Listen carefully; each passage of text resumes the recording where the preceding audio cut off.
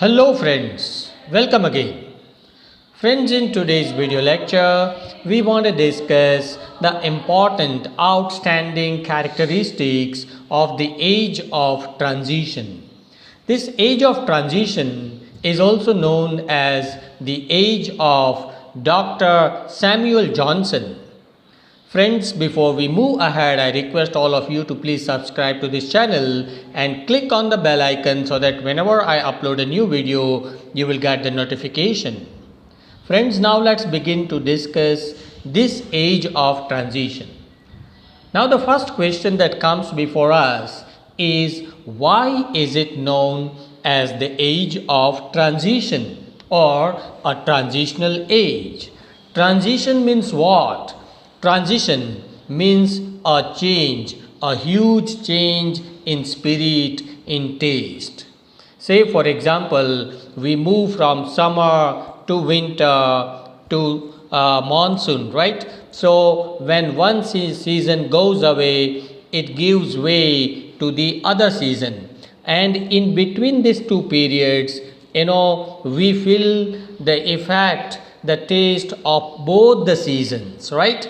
In the same manner, the second half of the 18th century, that means from 1745 to 1798, about 50 years, about the second half of the 18th century is known as the age of transition in English literature.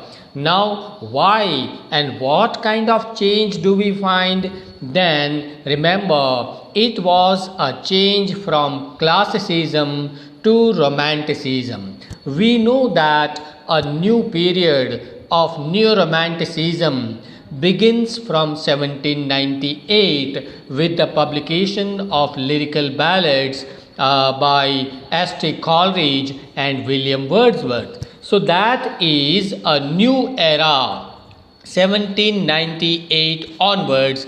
That is the new era of Neo-Romanticism.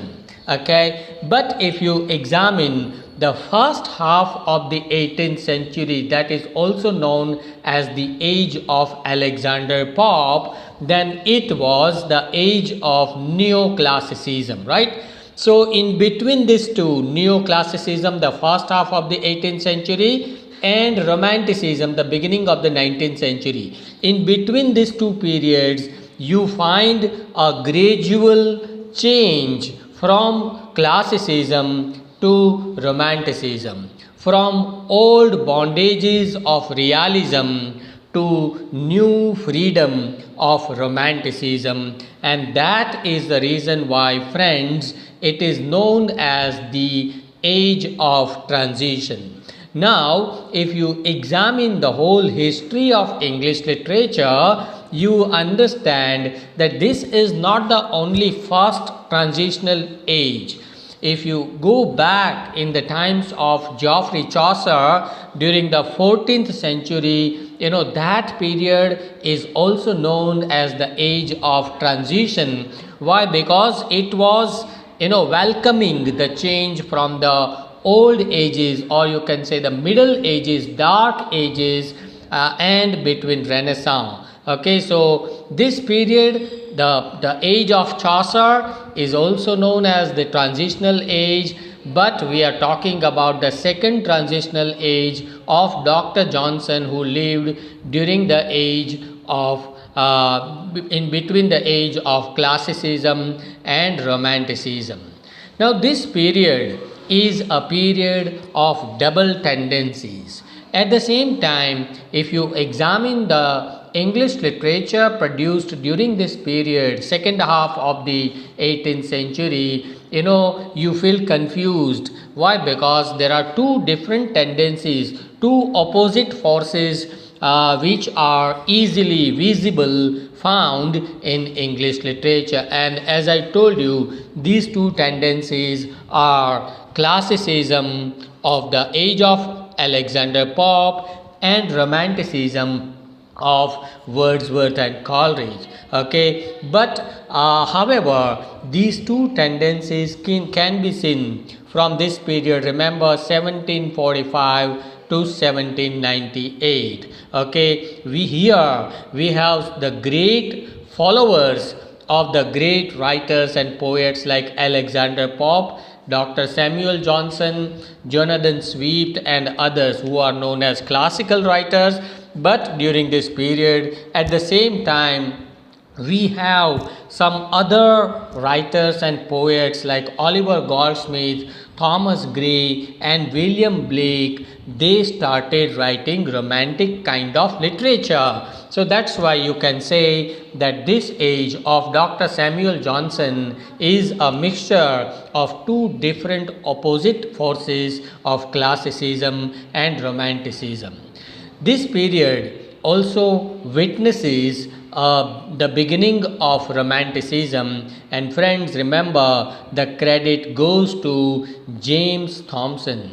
Even the scholars and the critics believe that had there been no James Thomson in the first half of the 18th century, there would have been no William Wordsworth or St. Coleridge. Okay, this movement of romanticism, which you find after 1798, it actually began in 1730. Okay, in this year, James Thomson published his collection of poems, which was entitled as The Seasons, and with the publication of this, we find the gradual decline, downfall of classicism and rise of romanticism in English literature, and that is why the credit is given to James Thomson. Now friends, let's try to understand what are the important features or characteristics of the literature of the age of transition. The first one is new learning. During this age we see love for new learning. As you, similar kind of taste is found during the Elizabethan Age also. Okay, here also there is a revival of romantic elements in literature. People started loving, they started reading the romantic literature. Research was done into the ancient literary forms like ballad and ode, okay, and old poetic forms of ballad. They were now revived during the 18th century.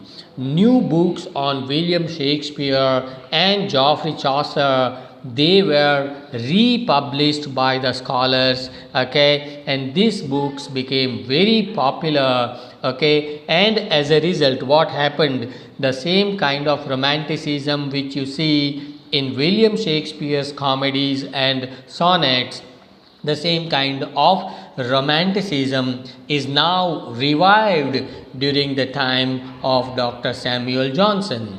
Percy Bysshe's book, which is entitled Relics, published in 1765, this is a nice example of the new beginning of romanticism. Why? Because the oldest romantic ballads, which influenced the current poets, they are found here in this particular book. So the Seasons by James Thomson, okay, some translated republished works of Shakespeare and Chaucer, and Percy Bysshe's Relics, all this combined together to bring about a new learning, change of taste and color in English literature. Another important feature of this age is new philosophy. The writers of this period, they adopted the French philosophy, French thinking. There were some French writers during this period in France, okay, who influenced the English writers in England. The Scottish philosopher Hume introduced the new philosophy of reasoning, of logic in the society, and that he also influenced the literature of this period. Okay, so that, and another important feature is historical and lexicographical research. History, we understand what is history, and lexicography is about writing and making a new dictionary. We are all the students of English language and literature. We must remember that the first ever dictionary of English language was published by Dr. Samuel Johnson during this transitional age. Okay, at the same, so that is called the lexicographical research. Okay, Dr. Johnson was a lexicographer, and for the first time he became the father of English dictionary during this age. At the same time, there was a development about writing the history of English literature, which you find in the hands of Oliver Goldsmith and Dr. Johnson and others. They were active in this field of writing history and lexicography in the field of English language and literature. New realism is also another important feature or characteristic of this transitional age. The concept of realism, which was existing before the transitional age, that means during the first half of the 18th century, age of Alexander Pope, that realism and the realism you find during the second half of the 18th century, then there is a difference between these two. Novel which became very popular during this time, the fiction of this age reflected, this novel presented a new kind of realism which was different from the restoration realism or the first half of 18th century realism.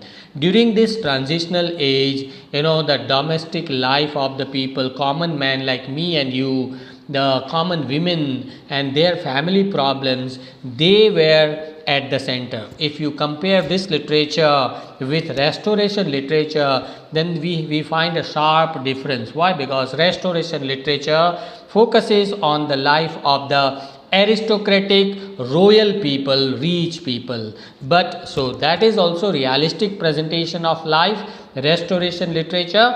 But during the transitional age, we have some great novelists like Samuel Richardson, Henry Fielding and so many others.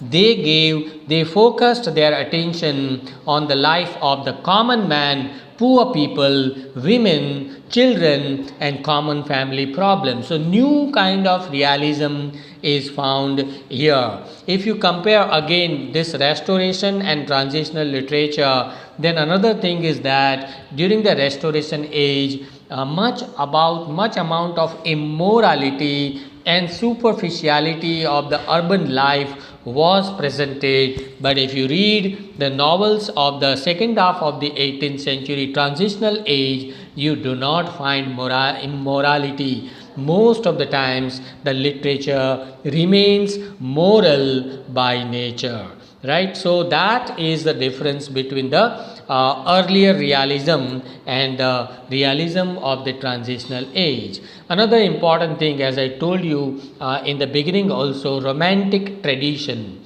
Okay, most of the writers of this age, they followed the traditional classical order under the influence of Pope, okay, and Dryden. However, during the same age, we have some great revolutionary writers and poets who violated the norms established by these classical writers, by these ancient writers.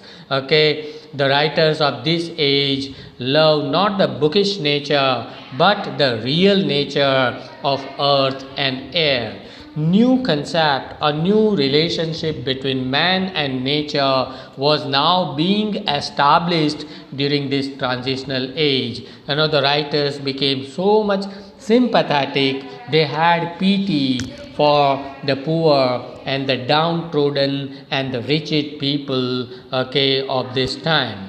So at the same time, you find the element of humanitarianism The relationship between man and man, human approach, these things you find in the poems of William Blake, Thomas Gray, Cowper, Robert Burns, and all these poets. So this is how you find during this period a romantic tradition where people started loving nature, people violated the old classical norms of writing literature, okay, a humanitarian approach, love for supernatural elements. All these things are what? These are romantic tendencies. Okay, during this period we have some very prominent writers, dominant poets who are known as predecessors of romantic revival. Predecessors means like romantic revival begins from 1798, William Wordsworth, Astor Coleridge, and P.B. Shelley, John Keats. Okay, but before that there were the forefathers of this romantic revival, and these forefathers or these predecessors were living during this age of transition, and one among them, as I told you earlier, is James Thomson. Thomson belonged to the first half of the 18th century, and he escaped from the classicism of Alexander Pope, and he published his collection of poems The Seasons, okay, in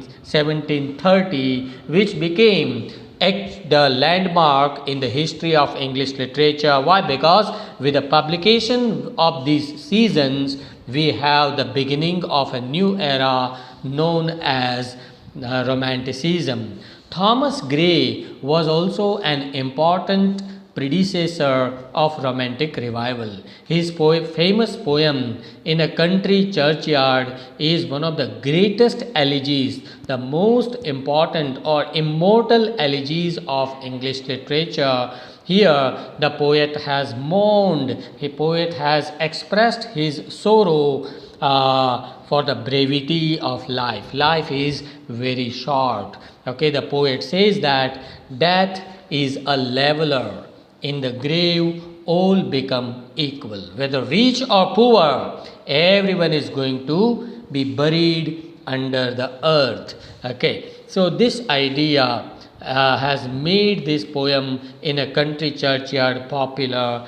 William Collins, another predecessor of romantic revival, is also a great lyricist of this transitional age. He has written so many odes and lyrics which are highly emotional and full of imagination. His popular odes are Ode to Pity, Ode to Evening, Ode to Simplicity, Ode to Fear, and so many others. And friends, how can I forget to mention Robert Burns? We all know Robert Burns as a Scottish national poet. He actually was a farmer who became a national poet of Scotland. Who doesn't remember these popular, very immortal lines written by Robert Burns? My love is like a red, red rose that's newly sprung in June. My love is like a melody that's newly played in tune. Such popular poems, full of romanticism, were published during the Transitional Age by Robert Burns. You just imagine that people were crazy after classicism. During this time, such revolutionary predecessors were existing in English literature who went against the mainstream, and they established a new rule, new norm for writing literature. They had that courage to go against the main trend of writing literature, and they established new romanticism, which was very successfully picked up by William Wordsworth, Astor Coleridge, P.B. Shelley, and others. William Blake is also another important predecessor of Romantic Revival. He has, he also inspired William Wordsworth and Coleridge as far as writing poetry is concerned. Why? Because his poetry is highly spontaneous and effortless poetry. He shows his love for nature in most of his poems. So friends, these are some of the important predecessors of Romantic Revival. So all in all, we can conclude the discussion by saying that this age of transition, which is also known as the age of Dr. Samuel Johnson,